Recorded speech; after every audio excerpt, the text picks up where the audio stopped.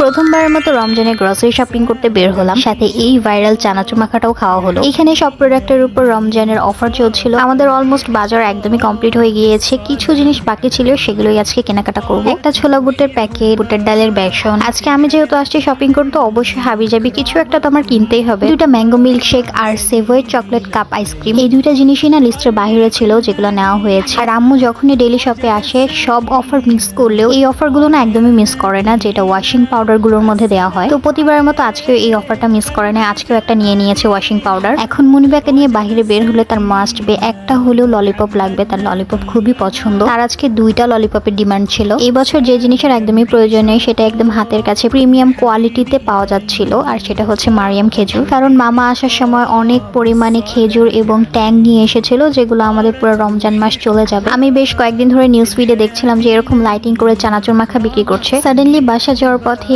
এই মামাটার সাথে দেখা হলো এবং তার চানাচুর মাখাটা বেশ মজার ছিল। আচ্ছা, তোমরা কে কে এই চানাচুর মাখাটা ট্রাই করেছো অবশ্যই কিন্তু আমাকে জানাবা। তো এই ছিল আমার রমজানের কিছু টুকিটাকি গ্রসারি শপ, এবং তোমাদের সবাইকে রমজানের অনেক অনেক শুভেচ্ছা। তো আজকের ব্লগটা এই পর্যন্তই। Thank you for watching.